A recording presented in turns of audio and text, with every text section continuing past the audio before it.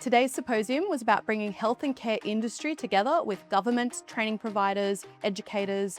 It's about industry coming up with what the solutions are to the current workforce challenges and moving towards solutions and outcomes for our region.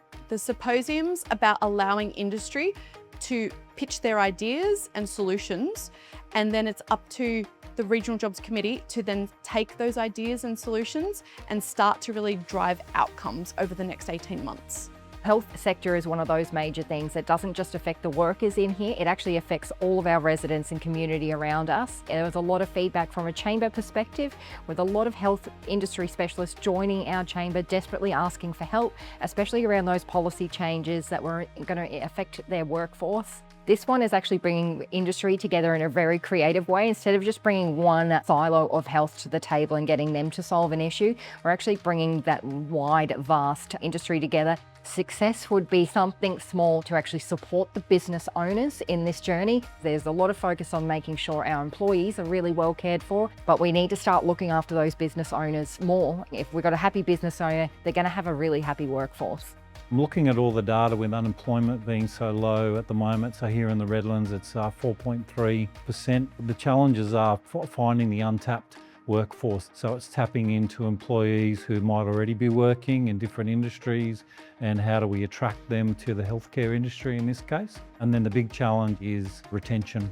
The workforce might change in terms of low unemployment and who we have out there working. However, the way we work will not change in terms of flexibility and driving culture, and what people expect from their workplaces these days is here to stay and will continue to evolve. So employers need to work together to make sure they're creating those workplaces that are a great place to work. It is all about the patient experience. It's all about how do we support patients when they're going through healthcare. As a healthcare industry, we have to think differently. It's like, how do we look at that hidden workforce that haven't been working for the last probably 3, 4, 5, 6 years? How do we retain some of the older healthcare workforce to say that you can still absolutely contribute to the healthcare needs of the Bay? It might just be in a bit of a different format. Things like work experience students, and I think it was fantastic the work that's happening up at the Redland Public around school-based trainees and apprenticeships for not only nurses, but actually various other areas of healthcare. I think the biggest top two things that always comes up is attraction and retention. But something unique to health workforce is we are a mix of clinical and non-clinical staff. And the interesting thing which also comes up is the biggest turnover hotspot is at the non-clinical staff. So it's your practice manager, your reception staff, your admin. We are always fighting for that same pool of candidates because there is limited candidates, but how you can diversify your recruitment strategy, because there's a large number of underrepresented cohort who really wants to work, but sometimes they don't have the equal opportunity. For example, looking for people with disability, youth, mature age worker, First Nations, called communities, they really want to work. So if you diversify, you are getting more candidates and you're not just fighting for that limited pool. We're finding that one of the major issues, it's a sector that really suffers from emotional fatigue.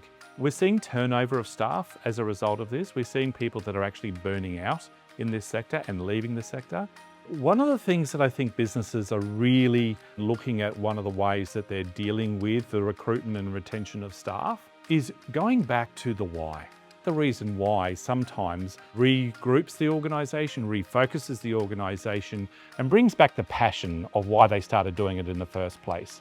The infrastructure is something that needs to be addressed in Redlands, because the fact that the capability of the services that we can provide will increase when that infrastructure is there. The fact that we can then provide people a career path that means that they can stay within the area, whereas at the moment, it's such a shallow pyramid that if you want to go up, the only way to actually do that is to leave this area and go to other hospitals if you want to get promoted. This forum is a good start, and I'm hopeful that we can get some ideas through to today that will then push us to where our service should be. I think a barrier is the lack of part-time options. Within my business, I've only got part-time mums, and when I asked them for their feedback for today, one of the big things was the flexibility around the part-time employment, because they were able to, as tertiary qualified social workers, obtain a part-time job and still be able to juggle parenting as well. Seeing the numbers, seeing how bad our chronic how medical system is here in the local area compared to the rest of Australia. I didn't know it was that bad. So now coming back to see what can we do as preventative health measures. Sometimes the answer isn't just putting another 200 beds in us, but how do we take 200 patients away from the system instead? The brain's trust in that room, you know, the ideas that are coming out are incredible. What I'm keen to understand is what the outcomes are of all of those little mini groups that were happening. It's not only going to impact my business, but it's going to impact public health, private health, allied health. So I think taking this opportunity for all of us to share our thoughts and opinions is just that first step, but we have to make a plan and then we have to actually act out on that plan. It's important for people to speak up if they want to progress and want to learn. It's a two-way street. You've got to speak up, but it's also really important to have that manager there to see that potential. Even if you don't have that technical skill set, your work ethic, your care and your commitment, it's not something that can be taught. You can be taught how to use a computer or a technical skill, but you can't be taught how to care. The biggest thing that I can take away from today's symposium is the growing need for targeted training in the health industry that can remain local. Perhaps our students aren't quite aware of the range of opportunities within the health industry that are available. It's not just doctors and nurses and aged care practitioners. I think a further need to explore those options is probably necessary for our students, and perhaps some more work experience opportunities or some day in the life experiences would really open up their eyes to what's available. The collaboration between government and the private sector in trying to get a grip on these challenges is absolutely critical. Unless government is actually listening to those on the coalface, working every day to try to support locals, we're never going to have any idea about how to actually solve these problems. So that's why today is so important. We get the opportunity to actually talk to people about the challenges they're experiencing and then try to take that back to government and go, right, this is what people are telling me, this is the experiences they're having, and I think this would be a good solution. Skills policy is already working to tackle some of the structural challenges in this field, taking an interest in everything from the schools-based training and promotion opportunities through to recruitment, more formal vocational and tertiary training, all the way through to making sure that as people reach retirement age and have so much expertise, they have appropriate ways to be able to share that with the next generation, whether that's as trainers or as mentors and supports to people working in difficult fields like midwifery.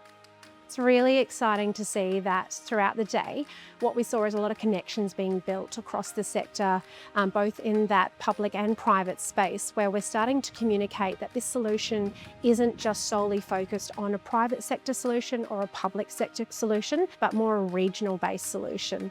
We're building a working group that's going to be designed for the local solution. And if we put all those heads together with a local strategy, we can be way more dynamic than if it were on, say, a more state-based scale. So what we're doing is finding solutions that are nuanced to what we are here in the Redlands, which is really important too. The most valuable part of today's symposium was the connection, but also seeing that the local members are really invested. I found it extremely valuable today to just be amongst the same industry that I work in, and that we're all on the same page. We're all having those same challenges and we're all solution driven. So today we have heard from industry what the challenges are, what the solutions could look like. The next step after today is establishing the working group for the health and care sector and them formulating their plan of the actual actions and initiatives that will be progressed over the next 18 months to help support real workforce outcomes for the Redlands health and care sector.